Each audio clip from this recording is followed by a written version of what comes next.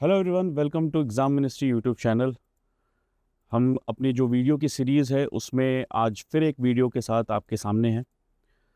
जो वीडियोस मैं बना रहा हूँ वो कुछ जनरल ऐसे टॉपिक्स पे हैं जो जनरली हम तैयारी करते वक्त हमारे जहन में वो आता ज़रूर है। जैसे कि आज का एक टॉपिक है, बहुत ही इंटरेस्टिंग टॉपिक है। एंड वो टॉपिक मैंने इसलिए भी लिया है क्योंकि after working for almost 8 to 9 years UPSC guiding institutes में कई टॉपरों से बात की है मैंने, और कई टॉपर्स से डिस्कस भी किया है, कई टॉपर्स को है ना उनकी पूरी स्ट्रैटेजी को समझा है। तो उन सारे टॉपर्स से बात करके, डिस्कशन करके, बहुत से ऐसे जो टॉपर्स हैं वो मेरे फ्रेंड भी हैं। तो उनसे जो एक होता है ना कि जैसे जनरली सिलेक्शन होने के बाद जब इंटरव्यू कंडक्ट होता है तो कुछ सिलेक्ट मतलब जो टॉपर्स होते हैं, या जो नॉट ज़्यादातर लेकिन कुछ टॉपर्स ऐसे होते हैं जो कुछ ऐसी चीज़ें बताते हैं वो जनरलाइज नहीं कही जाएगी, वो कुछ अनरियलिस्टिक सी कही जाएगी। बट अनफिल्टर्ड वे में जिन टॉपर से मेरी बात होती रहती है या जो हुई है, उनके साथ डिस्कशन करने में बहुत सी ऐसी चीज़ें निकली हैं जो हर यूपीएससी बच्चा जो एस्पिरेंट तैयारी कर रहा है यूपीएससी एग्ज़ाम के लिए, हर वो एस्पिरेंट उसके लिए उसके ज़हन में, उसके दिमाग में उस तरीके की चीज़ें ज़रूर आती हैं, वो डाउट ज़रूर आता है।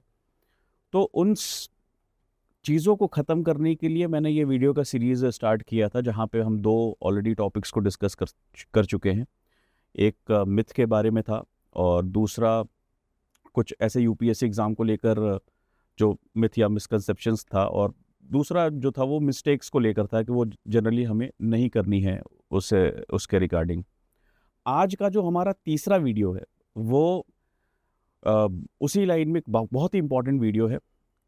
Top 7 hobby sorry top 7 habits कह लीजिए या रूटीन कह लीजिए जो एक टॉपर फॉलो करता है, जो कि ऑब्वियसली पहले यूपीएससी एस्पिरेंट रहता है, बट सारे आपके ही तरह कई टॉपर्स की स्ट्रैटेजी सुन के अपने लिए कस्टमाइज्ड स्ट्रैटेजी प्रिपेयर करता है वो, एंड उसके बाद वो उन रूटीन को फॉलो करता है। मेरी जिस भी टॉपर से बात हुई है, उन टॉपर से बात करने के बाद मुझे ये 7 जो हैबिट्स है ना, ये जो रूटीन है ना, मुझे काफ़ी ये कॉमन लगी। कॉमन के साथ-साथ इम्पोर्टेंट भी लगी, क्योंकि एक तरीके से कहिए कि सिलेक्शन के लिए ये एक सार है। मतलब किसी भी जिस बच्चे को सिलेक्शन लेना है यूपीएससी में, और उसको बिना बहुत ज़्यादा अटेम्प्ट दिए हुए, and again number of attempt is a subjective matter, but this 7 habits or routine becomes very important for any UPSC aspirant to follow this। शिद्दत से अगर इसको आप फॉलो करते हैं तो आपके सिलेक्शन के चांसेस बढ़ जाते हैं। और ये वो 7 हैबिट और या कह लीजिए रूटीन है जो टॉपर्स ने फॉलो करते थे जब वो प्रिपेयर करते थे। चाहे देखिए यूपीएससी में कोई भी सिलेक्ट हुआ हो, ठीक है, वो अ, एक पॉपुलेशन के उन 1% में से आता है कि आप सोचिए कितने लाख बच्चे उस पेपर को लिखते हैं, उसके बाद 1000 बच्चे जो सिलेक्ट होते हैं। मेरे लिए तो सारे टॉपर हैं, और जो टॉप 5 टॉप 10 में आते हैं, टॉप 100 में आते हैं, उनके तो क्या ही कहने। तो बहुत से ऐसे दोस्त हैं मेरे, बहुत से ऐसे जानने वाले हैं जो टॉप 100 में, टॉप 50 में, टॉप 10 में रहे हैं। उन सब से बात करने के बाद जो 7 कॉमन हैबिट्स या रूटीन निकली है, आज उसके बारे में हम डिस्कस करेंगे। और मैं पूरी आशा रखता हूँ कि आप उसको अपनी रूटीन में है ना एडजस्ट करेंगे, उस चीज़ को मेक श्योर करेंगे, एक टिक मार्क देखेंगे कि आप वो चीज़ फॉलो कर रहे हैं कि नहीं कर रहे हैं। आई एम श्योर जो सीरियस एस्पिरेंट्स हैं वो बिल्कुल इन रूटीन्स को, कुछ रूटीन्स को तो फॉलो कर ही रहे होंगे। ठीक है, आगे बढ़ते हैं, स्टार्ट करते हैं इसको। सो टॉप 7 हैबिट्स या रूटीन्स जो यूपीएससी टॉपर्स ने फॉलो किया अपनी प्रिपरेशन फेज में। सबसे पहला, consistent daily time table with target study hours. बहुत ही इंपॉर्टेंट पॉइंट है, बहुत इंपॉर्टेंट पॉइंट है। होता क्या है कि जब आपके पास आपको टारगेट्स मिलते हैं ना, या आपके दिमाग में आपके सामने एक गोल रहता है, एक टारगेट रहता है, हमारी एफिशिएंसी उस टाइम बढ़ जाती है। कैसे, उसका एग्जांपल देता हूँ। हम सब ने स्कूल में पढ़ाई की है, कुछ बहुत ही सिंसियर बच्चे होते हैं, डे वन से डेली पढ़ते हैं, कुछ एवरेज बच्चे होते हैं, कुछ ऐसे बच्चे होते हैं जो एग्ज़ाम के कुछ टाइम पहले पढ़ते हैं एंड फिर भी स्कोर करते हैं। लाइक आई सेड, हर बच्चा अपने आप में यूनिक होता है। उसी तरीके से जब जनरली कॉलेज के एग्जामिनेशंस की अगर हम बात करें, आप देखते हो कि जब तक डेट शीट नहीं आती तब तक वो सीरियसनेस नहीं रहती है। जब तक ये पता नहीं रहता कि यार इस पर्टिकुलर सब्जेक्ट का एग्ज़ाम किस दिन है, इन दोनों एग्ज़ाम में कितने गैप मिले हैं, तब तक हम अपना जो एक रोड मैप होता है ना, एक जो प्लान होता है, वो हम प्रिपेयर नहीं कर किए हुए होते हैं। जैसे ही वो डेट शीट आती है, हमारा रोड मैप बन के रेडी है, इस सब्जेक्ट को इतने दिन में प्रिपेयर करेंगे, इस पर्टिकुलर सब्जेक्ट में इतना टाइम देना है, ये तो ईजी सब्जेक्ट है, इतने ही टाइम में हो जाएगा। क्यों? उसका एक सिंपल रीज़न है कि हमारे पास एक सेट टारगेट, एक सेट डेट है। और जैसा कि मैंने हमेशा कहा है कि जब तक आपके पास एक कोई टारगेट नहीं होता है, जब तक आपके पास एक डिफाइंड रोड मैप नहीं होता है, तब तक चीज़ें डायरेक्शनलेस होती हैं। तो ये जो पॉइंट है बहुत इंपॉर्टेंट है कि एक है ना, एक कंसिस्टेंसी मेंटेन करना। सब बहुत लोगों से सुना होगा कि कंसिस्टेंसी बहुत इंपॉर्टेंट है यूपीएससी प्रिपरेशन में। एक डेली टाइम टेबल की बात हुई है यहाँ पे, ठीक है। अगर हम डेली टाइम टेबल की बात करें तो जैसे डेली टाइम टेबल की यहाँ पे, डेली टाइम टेबल होता क्या है जनरली? यार डेली टाइम टेबल एक तरीके से होता है कि आपने सुबह से लेकर, जब आप सुबह उठते हो, उठने से लेकर रात के सोने तक, आपको पता है कि आप हर एक घंटे या हर उस पर्टिकुलर आवर में जो आपने डिज़ाइन किया है, उसमें आप क्या कर रहे हो। जब आप ये काम करते हो तो आपकी टारगेट वे में स्टडी होती है और आपको पता रहता है कि आपका आज का दिन कितना एफिशिएंट था, आपने नंबर ऑफ़ आवर्स कितनी पढ़ाई की है या कितने पोर्शंस आपने कंप्लीट किए हैं। जब ये चीज़ नहीं रहती है तो हमारी जो पढ़ाई है वो एकदम डायरेक्शनलेस जाती है, ठीक है। जनरली क्या करते हैं टॉपर्स, अपना एक फिक्स्ड डेली रूटीन बनाते हैं और उस पे रुकने की कोशिश करते हैं, उसको फॉलो करने की रिगरसली कोशिश करते हैं, ठीक है। रिसोर्स डिफाइन कर लिया, नोट्स आ गए, मॉक पेपर्स आ गए, अपना शेड्यूल डिसाइड किया कि भाई इस टाइम मेरे को जनरल स्टडीज़ पढ़ना है, इस टाइम मेरे को ऑप्शनल पढ़ना है, इस time I will be practising MCQs, इस टाइम मैं मेंस आंसर प्रैक्टिस करूँगा, डेली रूटीन में से एक पर्टिकुलर टाइम में करंट अफेयर पढ़ूंगा। उससे क्या है कि होता क्या है कि क्लैरिटी मिलती है यार, पता चलता है कि भाई कब किस टाइम क्या कर रहे हैं हम। और जैसा कि मैंने कहा कि जब क्लैरिटी रहती है किसी चीज़ के लिए तो एक कॉन्फिडेंस भी बिल्डअप होता है अंदर ही अंदर। लेट्स से कोई सब्जेक्ट है, उसको आपने 100% कंप्लीट करना है, ठीक है। आपने उसको दिया कि भाई मैं 15 दिन में उसको कंप्लीट करूँगा। अगर आपके डेली टाइम टेबल बने हुए हैं तो आपको पता रहेगा कि आप ऑन अ डेली बेसिस कितना परसेंटेज आप कंप्लीट कर रहे हो, ठीक है। इसका आपको इसी से ही पता चलेगा अगर आपका डेली टाइम टेबल है तो। अभी ये इंपॉर्टेंट क्यों रहता है? क्योंकि ये डिसिप्लिन लाता है। आपके डिसिप्लिन तो लाएगा कि आप एक फिक्स्ड शेड्यूल है। भाई स्कूल्स में भी तो आपको डेली टाइम टेबल मिलते थे, अगर आपको याद होगा। क्यों दिया जाता था यार डेली टाइम टेबल? उसका सिंपल एक रीज़न है, आपको पता होना चाहिए कि आज के दिन आपको क्या क्या पढ़ाया जाएगा। उसके अकॉर्डिंगली हम बैग्स अपने प्रिपेयर करते थे एंड उसके अकॉर्डिंगली टीचर्स को भी पता रहता था कि यार मेरे पास इतनी नंबर ऑफ़ क्लासेस हैं तो मुझे इतने नंबर ऑफ़ क्लासेस में ही अपने पोर्शंस कंप्लीट करना है। Like win win situation for teachers as well as for student. और सोचो, वो हम उसी टाइम से फॉलो कर रहे हैं। हमारे अंदर बहुत पहले ही डेली टाइम टेबल वाला जो माइंडसेट है वो हमारे अंदर पहले ही इनकलकेट कर दिया गया था, हम ताकि हम उसको अडेप्ट करें एंड एक सर्टेन एज के बाद जहाँ उतना चेक एंड बैलेंस मेंटेन करने की ज़रूरत नहीं है हमें, फिर हम खुद का टाइम टेबल खुद ही डिज़ाइन कर सकें। तो ये वैल्यू है, ये इम्पोर्टेंस है इसकी। ये हमारे अंदर डिसिप्लिन लेके आता है। डिसीजन मेकिंग में कोई प्रॉब्लम नहीं होती है। देन हमें पता रहता है कि हमें ये सब्जेक्ट किस टाइम पढ़ना है, सारी क्लैरिटी रहती है। और ये हमारा इंश्योर करता है सिलेबस का कवरेज, ठीक है। और जब हमारे पास कुछ डिफाइंड टास्क होते हैं या कुछ मतलब जिसमें हमने अपना रेस्ट टाइम भी डिफाइन कर रखा है, प्रॉपर स्लीप टाइम भी डिफाइन कर रखा है, तो हमें बर्नआउट नहीं फील होता है, ठीक है। यार इस एग्ज़ाम का साइकिल बड़ा है, इस जर्नी को हमेशा लोगों ने कहा है कि ये जर्नी अच्छी है, एंजॉय करनी चाहिए। आप इस जर्नी को, यूपीएससी प्रिपरेशन की जर्नी को एंजॉय तभी कर पाओगे जब आपके पास सेट डिफाइंड टाइम टेबल होगा। वरना जब भी कभी ऐसा होगा कि आपके पास कोई आपका डेली टाइम टेबल नहीं है, आप बीच बीच में पैनिक करोगे कि आज इतना नहीं पढ़ा, कल इसको भी कवर करना है, फिर तीसरे दिन तो बिल्कुल नहीं पढ़ा। उसमें फ्रस्ट्रेशन होगा, घबराहट होगी, एंड देन आप अपनी पढ़ाई से डिस्ट्रैक्ट हो गए। तो इन सारी चीज़ों से बचने के लिए आपको अपना एक डेली टाइम टेबल बनाना है, सेट रखना है, सारी चीज़ें प्री डिफाइंड रखनी है, वो आपको हेल्प करेगा। ठीक है, ये क्लियर हो गया। चलते हैं दूसरे हैबिट पे, दूसरे रूटीन पे। वो क्या कहता है? एनसीईआरटी को और स्टैंडर्ड बुक्स को प्रायोरिटी देना। अगर मैं सिंपल भाषा में समझाऊं कि जनरली क्या है कि एनसीईआरटी फिर स्टैंडर्ड बुक्स, ठीक है, स्टार्ट यहीं से होती है। कुछ लोग कहते हैं 6 to 12 पढ़ो,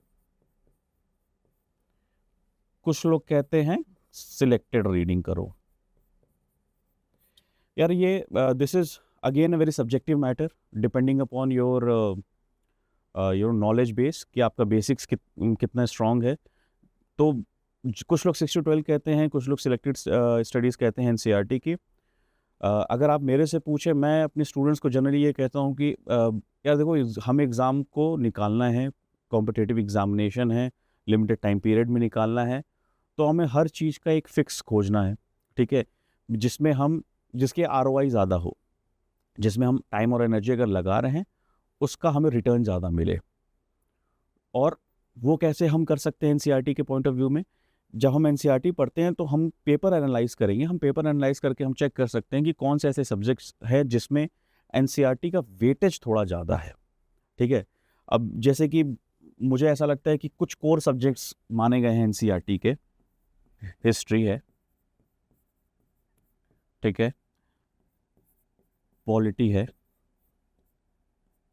ज्योग्राफी है। ज्योग्राफी एनसीईआरटी बहुत ही फेमस है, ठीक है।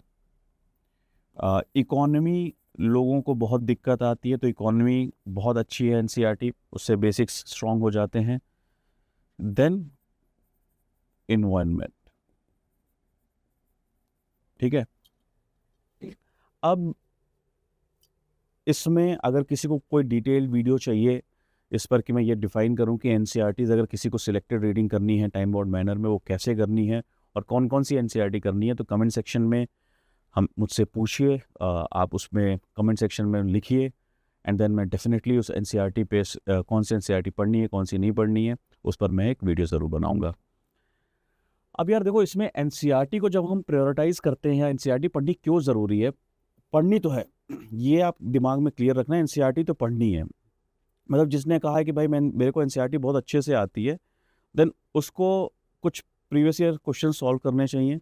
अगर उनसे वो एनसीईआरटी के क्वेश्चंस हो रहे हैं then well and good, but बहुत टाइम हो गया होता है, आप एक अच्छे खासे टाइम, एक इंटरवल के बाद आप आते हो, तो आई थिंक एक बार गो थ्रू होना ज़रूरी है एनसीईआरटी की, एटलीस्ट इन सब्जेक्ट के तो बिल्कुल ज़रूरी है, ठीक है। अब एनसीईआरटी इंपॉर्टेंट क्यों है? कि UPSC question often test conceptual clarity, और NCERT is key for that, ठीक है। इसको हम एग्जांपल से समझते हैं। तो अगर हम प्रूफ की बात करते हैं तो ये कुछ प्रूफ है। यूपीएससी प्रीलिम्स 2025 में एक क्वेश्चन पूछा गया था। ये क्वेश्चन इकोनॉमी का है, ठीक है। Capital receipts create a liability और cause a reduction in the assets of the government. Statement 2 है, borrowings and disinvestments are capital receipts, interest received on loans create a liability of the government. ये question है 2025 का, ठीक है। अब देखते हैं कि ये क्वेश्चन अगर किसी ने सॉल्व करना है तो क्या एनसीईआरटी हेल्पफुल थी उनके लिए? ये NCERT introductory macro economics page number 68 का एक स्क्रीनशॉट है, जहां पे आप कैपिटल रिसीट की बात की है, एंड आई गेस ऊपर आपका रेवेन्यू रिसीट की बात की हुई है। की हुई है। इसमें आप देखिए एक लाइन लिखी हुई है कि कैपिटल रिसीट्स क्रिएट लाइबिलिटी। अगर आप पहले जाएंगे तो इसमें पूछा है, मतलब इसमें स्टेटमेंट में लिखा हुआ है क्रिएट ए लाइबिलिटी और cause A reduction in the assets of government. ठीक, तो अगर आपने इसको पढ़ा है, इसको अच्छे से समझा है, तो आपको, आप देख सकते हो डायरेक्ट लाइन एनसीईआरटी की ही है इसमें। ठीक है, कुछ कंसेप्चुअल अंडरस्टैंडिंग भी होती है इसमें। अब जिसको कैपिटल और रेवेन्यू रिसीट पता है वो बहुत इजीली सॉल्व कर सकता है इसको। Old NCERT Bipin Chandra Paul, ठीक है, पेज नंबर 124। क्वेश्चन आया था, ये भी यूपीएससी प्रीलिम्स 2025 का ही क्वेश्चन है। ठीक है, यूपीएससी 2025 का ही क्वेश्चन है। इसमें राजा राम मोहन रॉय एक रिफॉर्मर है, उनके बारे में बात की गई है। He possessed a great love and respect for the traditional philosophical system of the East. He desired his countrymen to accept the rational and scientific approach and the principle of human dignity and social equality of all women, men and women. ये line है, ये screenshot है जहाँ पे राजा राम मोहन रॉय जी के बारे में बात की गई है। He was the first great leader of modern India. अब he possessed great love and respect for the traditional philosophical system. ठीक है, अब हम इस लाइन को खोजने की कोशिश करते हैं, शायद मिल जाए। अगर हम यहाँ से पढ़ें, Raja Ram Mohan Roy possessed great love and respect for the traditional philosophical system of the East, पहला statement. At the same time, he believed that Western culture alone would help to regenerate Indian society. In particular, he wanted his countrymen to accept the rational scientific approach and the principle of human dignity and social equality of all men and women. अगर मैं इसकी इस यहाँ से अगर ले लूँ, same line है, और ये सेम लाइन अगर आ रही है तो आप, जैसा कि मैंने रेफरेंस दिया है कि एनसीईआरटी का ये, तो दूसरा प्रूफ आपको मिल गया कि एनसीईआरटी क्यों इंपॉर्टेंट है। तीसरा आते हैं ज्योग्राफी के लिए। क्लास 11 की एनसीईआरटी है, 24 में क्वेश्चन पूछा था ज्योग्राफी में। Atmosphere is heated more by incoming solar radiation than by terrestrial radiation. Carbon dioxide and other greenhouse gases in the atmosphere are good absorber for long radiation. Same line mention है इसमें, NCERT की ही line है। एक और एक proof है आपको कि भाई एनसीईआरटी से एज इट इज लाइन लेके क्वेश्चन फ्रेम होता है, क्योंकि एनसीईआरटी आप कह लो, जैसे कि हम कहते हैं कि फाउंडेशन है बेसिक को स्ट्रॉन्ग करने के लिए। और जब हम स्कूल में जनरली एनसीईआरटी पढ़ते हैं तो हमें ये नहीं पता होता है कि हम आगे चल के किसी कॉम्पिटिटिव एग्जामिनेशन की तैयारी करेंगे, तो उसमें हम अपनी अंडरस्टैंडिंग इस तरीके से रखें ताकि हमें जो मेन इसका एनसीईआरटी का जो कंसेप्ट है, जो की कंसेप्ट, वो हमें उस हिसाब से समझ में आ जाए। क्योंकि हम जब स्कूल में रहते हैं तो जो कंपटीशन स्कूल में क्रिएट किया जाता है वो हेल्दी कंपटीशन नहीं होता है, इसीलिए बहुत से बच्चों को फ़र्क भी नहीं पड़ता है। और जिन्हें फ़र्क पड़ता है कि फर्स्ट कौन आ रहा है, सेकंड कौन आ रहा है, उनको बस यही फ़र्क पड़ता है कि भाई मेरे को टॉप करके नेक्स्ट क्लास में जाना है, ये साल ये क्लास कंप्लीट हो, मैं नेक्स्ट क्लास में जाऊं।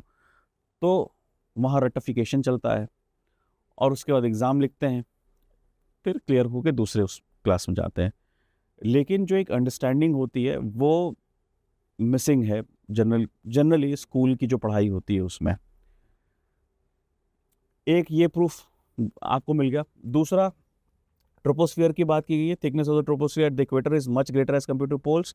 Statement 2, at the equator heat is transported to great heights by strong convectional current. Same line exactly.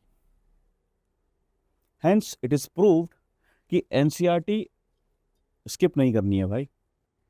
कुछ सिलेक्टेड एनसीईआरटीज हैं जिसको पढ़ना है, जिसमें ज्योग्राफी ऑब्वियसली बहुत ही ज़्यादा इम्पोर्टेंस रखता है, उसकी बहुत ही ज़्यादा इंपॉर्टेंट रोल प्ले करता है ज्योग्राफी। एंड मोस्टली क्वेश्चंस जो होते हैं जो पूछे जाते हैं कंसेप्ट वाइज, वो एनसीईआरटी से हैं। एंड ट्रस्ट मी, अगर आप पहली बार एनसीईआरटी जो है ज्योग्राफी की पढ़ना भी स्टार्ट करोगे, आपको डिफ़िकल्टी आएगी उसके कंसेप्ट को समझने में, उसकी लैंग्वेज को समझने में। बहुत से बच्चों को आता है, ठीक है। तो जैसा कि मैंने कहा है कि एनसीईआरटी रिलेटेड कुछ अगर आपको डाउट्स रहती हैं, कुछ पूछना है अगर आपको, तो कमेंट सेक्शन में लिखिए, मैं वो डाउट्स आपके पर्सनली क्लियर करूंगा। आगे बढ़ते हैं, तीसरे हैबिट पे जाते हैं। तीसरा हैबिट या जो रूटीन जो टॉपर्स फॉलो करते हैं वो है रेगुलर रिवीजन, वीकली, मंथली। यार ये यूपीएससी का बहुत इंपॉर्टेंट, मतलब यूपीएससी या कह लो या किसी भी कॉम्पिटिटिव एग्जामिनेशन की बात कह लो, ये हर जगह ये जो चीज़ है ना, ये बहुत कॉमन चीज़ है। और ये सिर्फ कॉम्पिटिटिव एग्जामिनेशन नहीं यार, ये स्कूल के, कॉलेजेस के एग्जामिनेशन में भी है। क्योंकि और ये हमें बहुत पहले से बताया जा रहा है। लेकिन ऐसा देखो, हमें जो बेसिक चीज़ है ना, हमें ऑलरेडी पता है, लेकिन हम एक पॉइंट ऑफ टाइम के बाद भूल जाते हैं और हमें यूपीएससी के लिए लगता है कि भाई कुछ जादू की पुड़िया मिल जाए और पता चल जाए कि और मैं यूपीएससी क्रैक कर लूँ। लेकिन एक कहा जाता है ना कि going back to basic is a key for everything. आज के भी डेट में अगर आप देखोगे, जनरली जो प्रोडक्ट्स आ रहे हैं वो पुराने टाइम में जो मेथडोलॉजी फॉलो करके चीज़ें बनाई जाती थी, चाहे वो दही हो, चाहे वो घी हो, अब कंपनियां उसी तरीके से चीज़ें बना रही हैं और लोग खरीद भी रहे हैं। लोग वापस से गोल्डन टाइम्स जिसको कहा जाता था, ओल्ड गोल्ड टाइम्स की बात कर रहा हूँ मैं, जहाँ पे बहुत ही ऑर्गेनिक वे में चीज़ें होती थी, उसको वापस से लोग चाह रहे हैं। जैसा कि मैं अपने हर स्टूडेंट से बोलता रहता हूँ, अपने हर वीडियो में भी बोलता रहता हूँ कि चाहे वो एग्ज़ाम हो, चाहे वो लाइफ हो, फिलॉसफी तो सेम है भाई। बेसिक्स अगर बढ़िया है तो सब कुछ मुमकिन है। तो रिवीजन बहुत ज़रूरी है। इससे पिछले वीडियो में मैंने रिवीजन टेक्निक के बारे में भी बात की थी कि किस तरीके से रिवीजन करना चाहिए। Still anybody is facing any issue कि किस तरीके से रिवीजन करना चाहिए, कैसे जहाँ क्लासेस आप ले रहे हो वहाँ की पढ़ाई और सेल्फ स्टडी को कैसे रेगुलेट करना चाहिए, तो आप कमेंट सेक्शन में डाउट पूछिए, आपको रिप्लाई आएगा। ये मैं कह रहा हूँ, I am personally guaranteeing that कि मैं रिप्लाई आपको करूँगा। ठीक है, आगे बढ़ते हैं। तो भाई रेगुलर रिवीजन ज़रूरी है, ये सब टॉपर ने बोला है। चौथा जो रूटीन है वो ये है कि daily newspaper reading plus current affair. अगर मैं एक एनालिसिस करूं वापस से यूपीएससी पेपर के, चाहे वो प्रीलिम्स का पेपर, यूपीएससी प्रीलिम्स 2024 का पेपर हो या 25 का हो, चाहे वो मेंस का हो, आपको एज इट इज़ हिंदू या इंडियन एक्सप्रेस के आर्टिकल से मैं दिखा दूंगा कि यहाँ से डायरेक्ट क्वेश्चन बना है। इनफैक्ट जब जो हिंदू में हो या हिंदू में मोस्टली जो एडिटोरियल्स आते हैं, एडिटोरियल्स के नीचे जो लोग अपने अपने रिव्यूज़ लिखते हैं, या कुछ एक जगह एफएक्यू फ्रीक्वेंटली आस्क्ड क्वेश्चंस वाला जो सेक्शन है, वहाँ पे भी जो क्वेश्चंस पूछे जाते हैं जिसके एक्सपर्ट्स लोग आंसर लिखते हैं, यूपीएससी वहाँ से भी क्वेश्चन बनाता है। हिंदू में एक सेक्शन है जिसमें आर्ट एंड कल्चर की न्यूज़ आती है, तो आर्ट एंड यूपीएससी प्रीलिम्स में अगर वो आर्ट एंड कल्चर से रिलेटेड कोई क्वेश्चन आया है तो ज़्यादा चांसेस ये रहते हैं कि वो उस साल के हिंदू या किसी इंडियन एक्सप्रेस या हिंदू के न्यूज़पेपर में आया ही आया होगा। अब यहाँ पे तो मोस्टली टॉपर ने कहा है कि भाई डेली न्यूज़पेपर रीडिंग और करंट अफेयर नोट्स तो बहुत ज़रूरी है, ठीक है। लेकिन अभी भी लोग डाउट में रहते हैं कि न्यूज़पेपर पढ़ना ज़रूरी है। सर न्यूज़पेपर पढ़ना है क्या? कितना पढ़ना है? 1 पढ़ना है, 2 पढ़ना है? अरे भाई, तुम्हें पहले तो भाई इतने सब्जेक्ट हैं यूपीएससी में, तुम्हें एक पढ़ने का मौका मिल जाए तो तुम बहुत अच्छी बात है। हमारे जैसे इंस्टीट्यूट कोशिश ये करते हैं कि भाई, जैसे ऑब्वियसली सारे सब्जेक्ट्स होते हैं, पढ़ना होता है, रिवाइज करना होता है, नोट्स बनाना होता है, तो जो आइडेंटिफिकेशन ऑफ द टॉपिक्स है कि कौन सी न्यूज़ रेलेवेंट है, कौन सी नहीं है, देन उसका एक एनालिसिस किस तरीके से हो, जिसमें एक एनालिसिस जब बच्चे को मिल जाए, जब वो उसके बाद वो आर्टिकल पढ़ता है तो उसको वो आसान लगता है। ये सारी हेल्प एक इंस्टीट्यूट करती है। बट कोई भी, चाहे वो टीचर हो, चाहे वो इंस्टीट्यूट हो, कोई ये नहीं कहता कि भाई ये चीज़ मत करो, हम करके देंगे, हम आपकी जगह एग्ज़ाम नहीं लिखेंगे। हम ये चीज़ क्यों कर रहे हैं? क्योंकि हमें एग्ज़ाम नहीं देना है। दैट्स वाई हमने अपनी पूरी लाइफ डेडिकेट कर दी है चीज़ों को स्ट्रेटेजाइज करने में, ठीक है। उसके बाद चीज़ों को स्ट्रेटेजाइज करके ये निकालने में कि भाई क्या ज़रूरी है, क्या मतलब नहीं ज़रूरी है, और क्या चीज़ छोड़ना है, क्या चीज़ पढ़ना है। जो टाइम हम चीज़ों की स्ट्रैटेजी बनाने में दे रहे हैं, वही टाइम आपने पढ़ाई करने में देना है। तो सोचो, अगर हमारा काम जो हम कर रहे हैं आपके लिए, चीज़ों को आइडेंटिफाई कर रहे हैं, सिंप्लीफाई कर रहे हैं, स्ट्रेटेजाइज कर रहे हैं, वो भी अगर आप करने लगो तो आपकी मेहनत डबल हो जाएगी। और इस यूपीएससी में बच्चों को गाइड करने में 8-9 साल दिए हैं। जब प्रिपेयर कर रहा था, प्रिपेयर करते करते बहुत सी चीज़ें आप खुद भी प्रिपेयर करते करते सीखोगे। And it is quite obvious यार, मतलब कोई भी यूपीएससी को के लिए जो यूपीएससी अटेम्प्ट किया है सीरियसली, डजेंट मैटर उसका एग्ज़ाम क्लियर हुआ है नहीं हुआ, लेकिन सिंसियरली ऐसे बहुत से बच्चे हैं, मतलब कोई ये नहीं कह सकता यार कि 1000 बच्चों के अलावा कोई सीरियसली प्रिपेयर ही नहीं किया।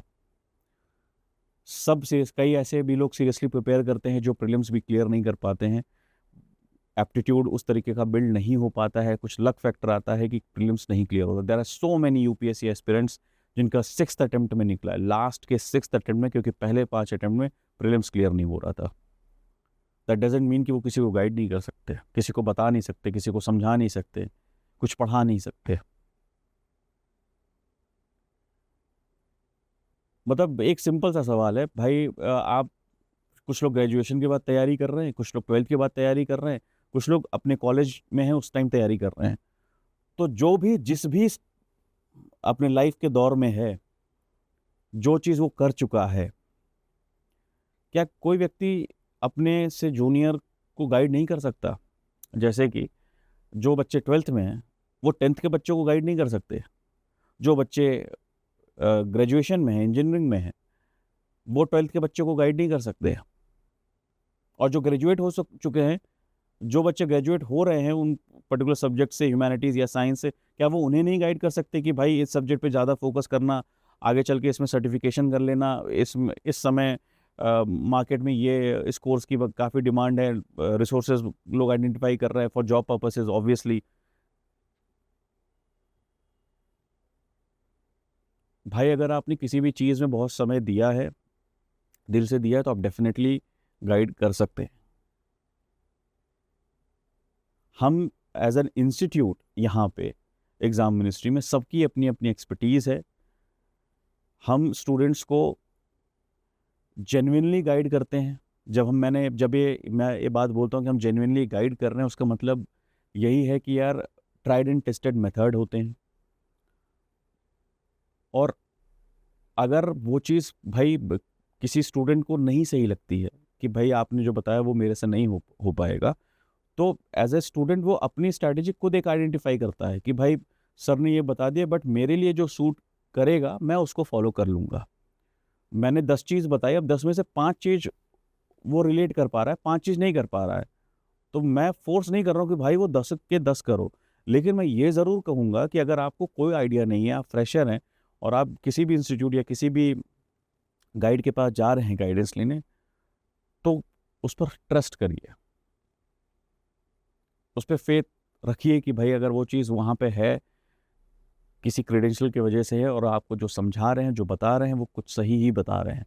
सब चीज़ें, मतलब as far as guidance is concern, उसके ऊपर छोड़ दीजिए। कुछ बच्चे होते हैं 10 चीज़ों के लिए 10 जगह से गाइडेंस लेते हैं, इन द एंड कन्फ्यूज़ हो जाते हैं। तो कन्फ्यूज़ नहीं होना है, सिंसियरली गाइडेंस लेनी है। एग्ज़ाम मिनिस्ट्री के बिहाफ पे we are always ready to guide you, we are always ready to help you. आगे बढ़ते हैं। चौथा हैबिट और रूटीन की बात करें तो भाई न्यूज़पेपर और करंट अफेयर नोट्स ज़रूरी है। ये भी एक सब्जेक्टिव मैटर है। कुछ लोग नोट्स नहीं बनाते हैं, कुछ लोग रीडिंग करते हैं, कुछ लोग करंट अफेयर की मैगजीन, जैसा कि मैंने कहा, institutes are there to help you, current affairs की मैगजीन फॉलो करते हैं, एंड उससे भी क्वेश्चंस उनके सॉल्व होते हैं। इम्पॉर्टेंट, जो सबसे इम्पॉर्टेंट है वो ये है कि आप न्यूज़पेपर रीडिंग की एक हैबिट डेवलप कर लें। यार एक पॉइंट ऑफ टाइम के बाद 45 मिनट्स लगते हैं मैक्सिमम, लेकिन वो हेल्प क्या करेगा, मेंस में आपके व्यूज़ डेवलप होते हैं उससे, और ऑब्वियसली कम्युनिकेशन स्किल्स तो अच्छी हो जाती है। लेकिन जैसे कि तीसरी हैबिट या रूटीन मैंने बताई थी, revision. Revision is the key. बहुत लोगों से सुना होगा, और ये जो सिलेक्ट हो चुके हैं, जो टॉपर्स हैं, वो भी कहते हैं। Moving on to routine number 5, वो ये कहता है कि answer writing practice mains oriented बहुत ज़रूरी है। वो इसलिए ज़रूरी है कि यूपीएससी का जो क्वेश्चन पेपर आता है उसमें आपको एक आंसर के लिए ऑन एन एवरेज 7 मिनट्स मिलते हैं और वन क्वेश्चन। तो आपको एक 7 मिनट में क्वेश्चन फ्रेम भी, क्वेश्चन की डिमांड को भी समझना है, अपने दिमाग में स्ट्रक्चर भी बनाना है और इसको एग्जीक्यूट करना है। ये तभी हो पाएगा अगर आप डेली 1 या 2 मेंस के आंसर लिखते हो जो आप टॉपिक पढ़ रहे हो। एंड मेंस के आंसर लिखने से भी पहला देखो, ये भी एक प्रोसेस है, मेंस की आंसर आर्टिकुलेशन भी प्रोसेस है। जैसे कि मोस्टली मैं स्टूडेंट्स को बताता रहता हूँ यार कि इरिस्पेक्टिव ऑफ एन एग्जामिनेशन, कोई ये नहीं कह सकता कि सिर्फ आप पढ़ लो तो एग्ज़ाम क्लियर हो जाएगा। पढ़ने तो आपको आता ही है यार, मतलब मेंस आंसर राइटिंग पढ़ने तो सबको आ रहा है। लेकिन यार जो एग्ज़ाम है ना, उस एग्ज़ाम, जैसे यूपीएससी की अगर मैं स्पेसिफिकली बात करूं, तो एग्ज़ाम अटेम्प्ट करने के बाद अगर आप उसमें पास होते हो तभी सिलेक्शन होगा। तो हमें एग्ज़ाम अटेम्प्ट करने की प्रैक्टिस करनी है सबसे ज़्यादा, कि भाई जो आप पढ़ रहे हो अगर वो क्वेश्चन आंसर के फॉर्मेट में आता है, are you able to execute your knowledge in that particular manner और नॉट, ये इंपॉर्टेंट है। वो कैसे होगा कि जो आप पढ़ रहे हो, जो टॉपिक पढ़ रहे हो उससे रिलेटेड पीवाईक्यू ऑब्वियसली यूपीएससी के है जो सॉल्व करो। मेंस के आंसर राइटिंग करने के लिए, लिखने के लिए पहले एक अप्रोच बनाना ज़रूरी है। आपको अप्रोच तभी आएगी जब आप क्वेश्चन का डिमांड समझोगे, उसके बाद आंसर लिखो। कोई वर्ड लिमिट नहीं, कोई टाइम लिमिट नहीं, पहले लिखो और इसको क्यूमुलेटिव वे में बढ़ाओ। पहले एक डेली एक आंसर लिखो, तो लेट्स से आपने 15 दिन लिखा तो 15 दिन में 15 आंसर लिख लिए, फिर उसके बाद बढ़ा के 2 कर लो, फिर इवेंचुअली अगर बढ़ाने लगोगे तो आप एक पॉइंट ऑफ टाइम के बाद एक मंथ में 100 आंसर्स लिख रहे हो, 12 महीने में आप 1200 आंसर्स लिख लोगे। 1200 आंसर्स, कभी आप सोचो इस चीज़ को कि अगर आपने 1200 आंसर्स की प्रैक्टिस कर ली है तो कंटेंट को किस तरीके से आर्टिकुलेट करना है, कितना कहाँ लिखना है, सब आ जाएगा। इन दैट केस अगर मेंस आंसर राइटिंग के अप्रोच के बारे में या मेंस आंसर राइटिंग के क्वेश्चन को, डिमांड को कैसे समझना है, कैसे आगे बढ़ना है, किस तरीके से लिखना है, प्रैक्टिस कैसे करनी है, अगर उस पर भी आपको डिटेल वीडियो चाहिए तो मैं एक डिटेल स्ट्रैटेजी वीडियो बनाऊंगा अगर आपका रिक्वेस्ट आता है तो। और उस पर मैं प्रॉपरली डिटेल में समझाऊंगा कि आपको मेंस आंसर राइटिंग कब स्टार्ट करनी है, किस तरीके से करनी है और कैसे आपको उस पर मास्टरी करनी है। ठीक है, तो ये जो 5th हैबिट है, ये आंसर राइटिंग प्रैक्टिस की है। हर टॉपर ने मेंशन किया है कि आंसर राइटिंग प्रैक्टिस मस्ट। ये आपका रैंक, अगर इसमें आपने अच्छा स्कोर किया, ये आपका रैंक डिसाइड करता है। Moving on to the 5th के बाद 7th कहाँ से आ गया, 5th के बाद 6th है। 6th कहता है routine mock test for prelims and mains. सुना है, हर जगह अवेलेबल होता है प्री और मेंस। लेकिन द कैच इज कि इसमें यह कहा गया है कि आप full length mock test regularly दीजिए। प्रीलिम्स के पहले ऑन एन एवरेज लोग इतना मार्क्स देते, इतना पेपर अटेम्प्ट करते हैं और इतना मेंस का प्रैक्टिस करते हैं।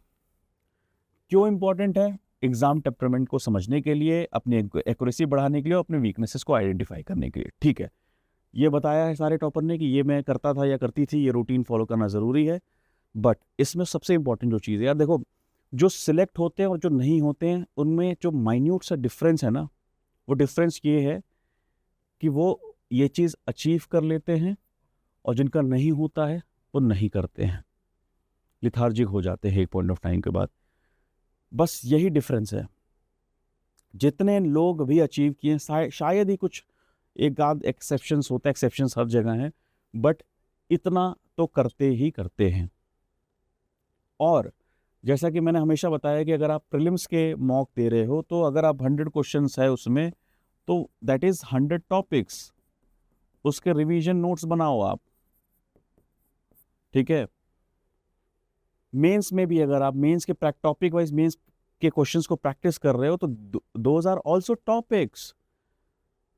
उनको एक स्ट्रक्चर्ड वे में टॉपिक वाइज मेंस क्वेश्चन और आंसर को आप बनाओगे, अगर लिखोगे, अगर प्रैक्टिस करोगे, देन वो भी आपके लिए एक रिवीजन फ्रेंडली नोट्स हो सकता है जस्ट बिफोर योर मेंस। तो हमने मॉक्स को भी स्ट्रेटेजिकली यूटिलाइज करना है। लास्ट क्या कहता है? लास्ट है mental health management and physical fitness. अब यार देखो, जैसा कि ये बहुत इंपॉर्टेंट पॉइंट है जो मेंशन किया है सारे टॉपर्स ने। उसमें ये चीज़ इंपॉर्टेंट इसलिए है क्योंकि जैसे कि बताया कि भाई एग्ज़ाम का साइकिल थोड़ा लंबा होता है ना, साल भर लेता है पूरा। तो बहुत टाइम बाद पढ़ते पढ़ते पढ़ते पढ़ते फिर सोशल मीडिया का ज़माना भी है ना। पहले कहा जाता था कि भाई यूपीएससी तैयारी करनी, कमरे में बंद कर लो खुद को, तब तक मत निकलना जब तक एग्ज़ाम ना आ जाए, सॉरी ऑब्वियसली एग्ज़ाम ना आ जाए एंड रिजल्ट ना आ जाए। तो सोचो यार, पॉसिबल है क्या ये? I don't think so. पहले के टाइम पे बहुत सी चीज़ें नहीं होती थी, आज के टाइम में बहुत सी चीज़ें हैं, ठीक है। तो बहुत सी अनरियलिस्टिक थॉट प्रोसेस में जाने की ज़रूरत नहीं है, तो अनरियलिस्टिक से मेथोडोलॉजी प्रैक्टिस करने की ज़रूरत नहीं है। लेकिन ये एग्ज़ाम के साइकिल ऐसे होते हैं, जब आप पढ़ते हो फिर लगता है ये कुछ चीज़ें भूल रहे हैं, मॉक्स दे रहे हो, कम मार्क्स आ रहा है, सेल्फ डाउट क्रिएट होता है। फिर इंस्टाग्राम ओपन करते हो, कभी कभी इंस्टाग्राम शादी का एल्बम बन जाता है। ये स्क्रॉल किया, दोस्त की शादी हो गई, ये स्क्रॉल किया, जूनियर जो क्रश है उसकी शादी हो गई, ये स्क्रॉल किया, अपने खुद के दोस्त की ही शादी हो गई, ये स्क्रॉल किया, अचानक देखा खुद की जो गर्लफ्रेंड थी उसी की शादी हो गई, ठीक है। तो कहीं ना कहीं दिमाग वो सोशल मीडिया में जाता ही जाता है। फिर सेल्फ डाउट क्रिएट होता है। फिर ऐसा लगता है कि यार हम यहाँ तैयारी कर रहे हैं, मेरे जो दोस्त है वो जॉब कर रहे हैं, सब आगे निकल जा रहे हैं, हम यहाँ रह जा रहे हैं, मेरा लाइफ में क्या होगा, मैं अकेला हूँ, अकेला आया हूँ, अकेले जाऊँगा, तमाम तरीके की चीज़ें आने लगती हैं। तो इन सब चीज़ों से बचने के लिए कहा गया है, टॉपर्स ने सजेस्ट किया है कि भाई अ, और हम भी एक सजेस्ट करते हैं इस चीज़ों को, डॉक्टर्स भी सजेस्ट करते हैं कि भाई एक टाइम एलोकेट कर लो, भले ही वो 25 से 30 मिनट का ही क्यों ना हो। उसमें आप क्या करोगे? अपने मेंटल हेल्थ पे ध्यान दोगे, रिफ्रेश करोगे। कैसे रिफ्रेश करोगे भाई? किसको वॉकिंग पसंद है, किसी किसी को जॉगिंग पसंद है, कोई जिम जाना चाहता है, कोई योगा करना चाहता है, ठीक है। कोई कोई बहुत लोग होते हैं लाफ्टर एक्सरसाइज, जिसको जैसे कोई लाफ्टर शो देखिया तो उससे रिलैक्स हो जाते हैं। लेकिन करो ज़रूर, आपके डेली प्रैक्टिस में ये होना चाहिए, बिल मतलब होना ही चाहिए। और पता है, बॉडी जब आपकी अच्छे से रिस्पॉन्ड करती है ना, फिर दिमाग भी बहुत अच्छे से रिस्पॉन्ड करता है। इसीलिए इसको इम्पोर्टेंस दी गई है टॉप 7 रूटीन्स या हैबिट्स में। तो ये जो 7 हैबिट्स हैं, रूटीन्स हैं, आप अपने इसको, अपना जो शेड्यूल बना रखा है अपनी प्रिपरेशन फेज़ में, या जो अब अगर नहीं भी बना रखा है, तो इन सब चीज़ों को अपने रूटीन में लाइए, देखिए, टिक मार्क करिए कि भाई ये चीज़ है कि नहीं है, एंड उसको स्ट्रैटेजिकली फॉलो करिए। जैसा कि हर वीडियो के एंड में एक बोनस टिप रहता ही है। अ, मैंने एक टाइम टेबल बनाया है डेली रूटीन का, है ना? उसको आप क्या कर सकते हैं, एज़ अ रेफ़रेंस यूज़ कर सकते हो और अपने हिसाब से उसको यूज़ कर सकते हो। और उस टाइम टेबल में अगर किसी भी बच्चे को ये चाहिए कि वो वर्किंग प्रोफ़ेशनल है, या वो कॉलेज जाता है, या वो ग्रेजुएट हो चुका है एंड उसको अपना पर्सनलाइज़्ड स्टडी टाइम टेबल चाहिए, तो प्लीज़ हमारे कमेंट सेक्शन में कमेंट करिए, पूछिए। डिस्क्रिप्शंस में कॉलिंग नंबर है, आपको स्क्रीन के सामने भी कॉलिंग नंबर आ रहा होगा, उस पर कॉल करिए, आपको अपना पर्सनलाइज्ड टाइम टेबल ज़रूर मिलेगा। बोनस टिप की तरफ बढ़ते हैं। बोनस टिप क्या है? एक टॉपर स्टाइल का एक डेली टाइम टेबल है, जिसमें 10 से 12 घंटे की प्रोडक्टिव स्टडी टाइम निकल के आता है। 10 से 12 प्रोडक्टिव टाइम मोस्टली ये एग्ज़ाम प्रीलिम्स के पहले के आसपास आता है, ठीक है। वैसे ऑन एन एवरेज अगर आप 8 घंटे भी पढ़ रहे हो, जैसा कि मैंने बताया, तो वो भी ठीक है। सुबह 5:30 बजे, जो वीडियो देख रहे हैं, सुबह 5:30 बजे कौन उठता है भाई? मतलब एक, जैसा कि मैंने कहा कि बहुत लोग उठते हैं, जैसा कि मैं मेंशन कर रहा हूँ कि जो टॉपर्स जो सिलेक्ट हुए हैं या होते हैं, एक्सेप्शंस अगेन होते हैं, कुछ लोग नाइट में पढ़ते हैं देर तक। कुछ लोग सुबह उठ के पढ़ते हैं, लेकिन ये श्योर है कि वो दोनों लोग 5:30 बजे उठे रहते हैं, क्योंकि कोई 6 बजे सोने जाता है तो कोई 6 बजे उठता है। ठीक है, तो अपने दिन की शुरुआत करनी है, उठना है, फ्रेशन अप होना है। ठीक है, जल्दी स्टार्ट करेंगे तो अपने पास जल्दी हमारा आइडिया रहता है कि हमारे पास एक अच्छा खासा समय है, उसको हम बहुत ही जुडिशली डिवाइड कर सकते हैं अपने रूटीन के हिसाब से। हम 6 से 7 बजे के बीच में, चाहे वो 1 घंटा हो, आधा घंटा हो, एक्सरसाइज करना है, जो कि मैंने 7th जो हैबिट या रूटीन था उसे समझा है। योगा है, मेडिटेशन है, आपके फोकस को स्ट्रॉन्ग रखता है।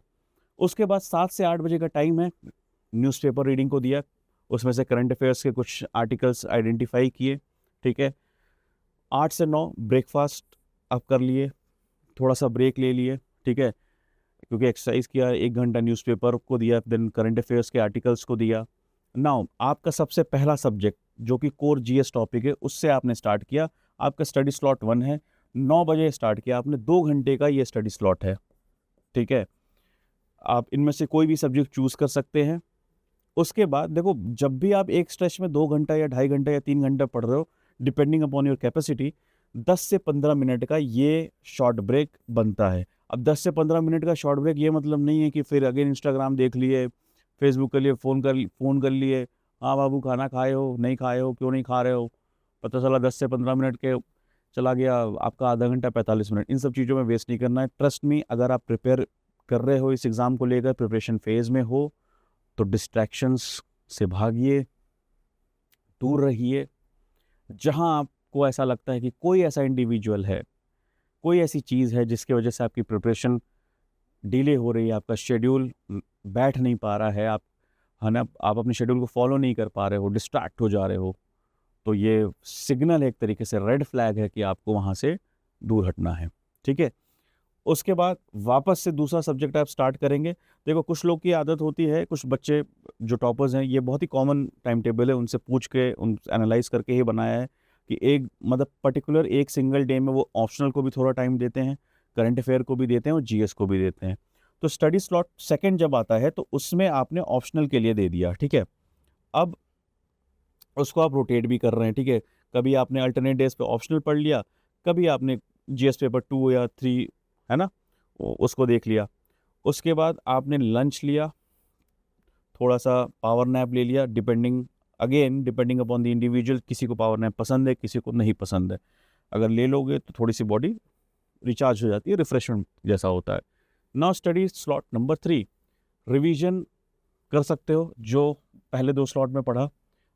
कुछ नोट्स अगर बनाना है, नोट्स बना लो। अगर एमसीक्यू प्रैक्टिस करनी है तो एमसीक्यू प्रैक्टिस कर सकते हो। अब ये 2 घंटा आपको इसमें यूटिलाइज करना है, मतलब 2 घंटा एमसीक्यू प्रैक्टिस नहीं करनी है। एमसीक्यू अगर प्रैक्टिस करनी है तो it can be hardly 30 minutes और 45 मिनट्स, बाकी रिवीजन और नोट मेकिंग में जा सकता है। 4 से 4:30 के बीच में आपने टी ब्रेक ले लिया, एक छोटा सा वॉक पे चले गए, अपने घर में या एक रूम में ही टहल रहे हैं, जो चीज़ें आपने रिवाइज़ की, जो चीज़ें आपने पढ़ी, उसको आपने रिकॉल किया, जिसको हम एक्टिव रिकॉलिंग भी कहते हैं। उसके बाद आपने फिर से आपका जो टाइम है उसमें आपने सोचा कि मैं 1 या 2 आंसर प्रैक्टिस कर लेता हूँ। अगर आप 2 आंसर लिख रहे हो, स्टार्ट किए हो, तो 2 घंटा इनफ है। आप देखोगे एक पॉइंट ऑफ टाइम के बाद ये 2 घंटे में से आपको समय बचने लगेगा। ठीक है, जैसा कि मैंने बताया था कि राइट 2-3 आंसर्स डेली।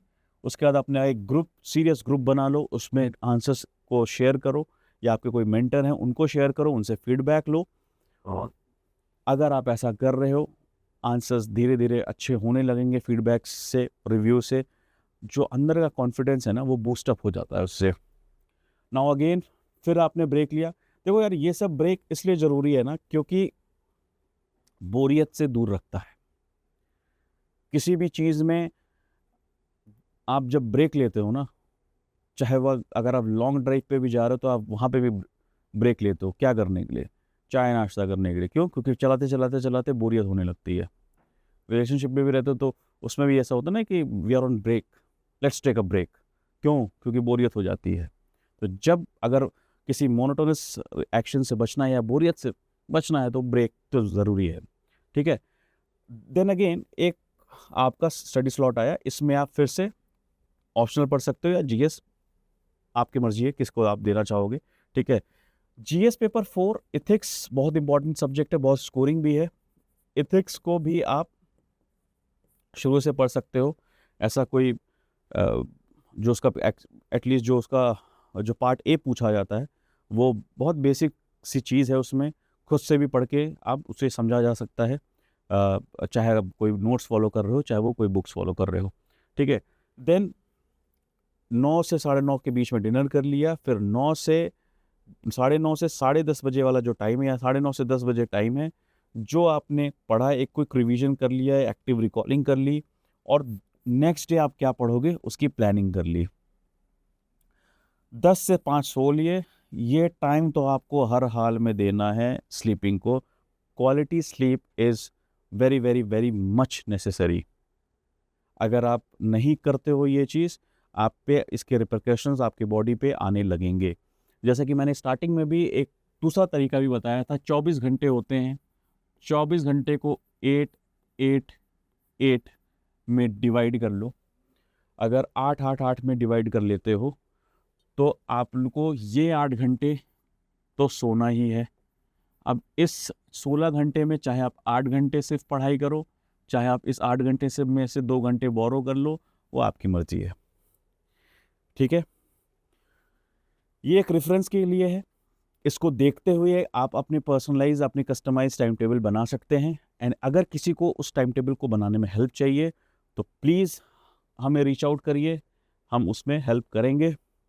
ये वीडियो यहीं तक था।